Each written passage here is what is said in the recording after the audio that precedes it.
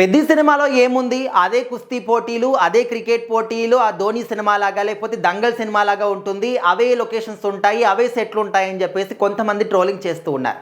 So ఇలాంటి వాటికి ధీటుగా మన అవినాష్ కొల్లా గారు అంటే ప్రొడక్షన్ డిజైనర్ అవినాష్ కొల్లా గారు ఈ పెద్ది సినిమాకి చేశారనమాట. సో ఆయన ఈ సినిమా గురించి కొన్ని ప్రత్యేకమైనటువంటి విషయాలు షేర్ చేసుకున్నారు ఒక ఇంటర్వ్యూలో మాట్లాడుతున్నప్పుడు. సో ఆల్రెడీ పెద్ది సినిమాకి ప్రమోషన్ స్టార్ట్ చేశారు కాబట్టి టీం వాళ్ళందరూ కూడా ఇంటర్వ్యూలు ఇస్తూ ఉన్నారు, బయటకెళ్ళి ఈవెంట్స్లో మాట్లాడుతూ ఉన్నారు.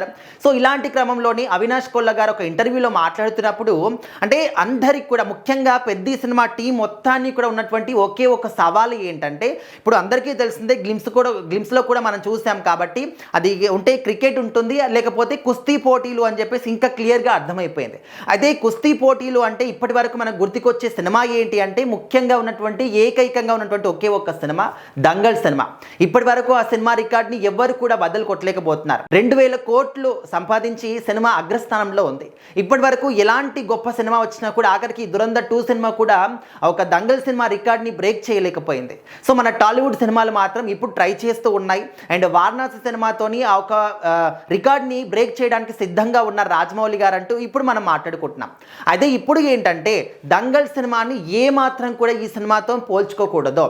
దంగల్ సినిమా అంటే పెద్ద సినిమాని చూస్తున్నంతసేపు కూడా ముఖ్యంగా కుస్తీ పోటీల యొక్క ఒక సన్నివేశం వచ్చినప్పుడు ఎవ్వరికి కూడా దంగల్ సినిమా యొక్క ఆనవాళ్ళు గుర్తు రాకూడదు, అసలు దంగల్ సినిమా వీళ్ళకు ఆలోచనలో కూడా రావద్దు అనే విధంగా ఆ ఒక సెటప్ని వేసాము అనే విధంగా అవినాష్ కొల్లా గారు చెప్తున్నారు. ఇప్పటి వరకు ఇలాంటి ఒక సెటప్ని ఎక్కడ కూడా వాడలేదు. ముఖ్యంగా నేను ఎన్నో గొప్ప గొప్ప సినిమాలకి ఆర్ట్ డైరెక్టర్గా చేశాను కానీ ప్రొడక్షన్ డిజైనర్గా చేశాను కానీ ఇలాంటి సెట్ని మాత్రం ఇంత ఆలోచించి ఇంత ఆచితూచి మరి ఏ దానికి కూడా వేయలేదు అనే విధంగా స్వయంగా ఆయనే చెప్తున్నారంటే మరి ఈ సినిమాలో ఎంత పర్ఫెక్ట్ ప్లానింగ్తోని సెటప్ వేశారనేది మనం క్లియర్గా అర్థం చేసుకోవచ్చు.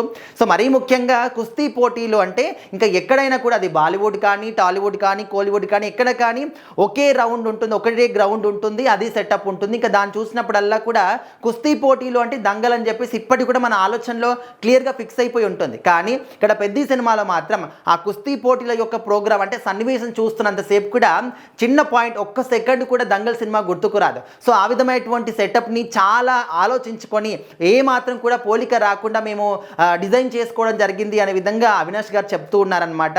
సో ఓన్లీ ఒక కుస్తీ పోటీలకు సంబంధించినటువంటి సెట్టే కాదు, ఆల్మోస్ట్ ఈ సినిమాలో అన్ని యొక్క లొకేషన్స్ అన్నీ కూడా ఒక 80-90% అన్నీ కూడా రియల్ లొకేషన్స్లోనే మేము చేసాము.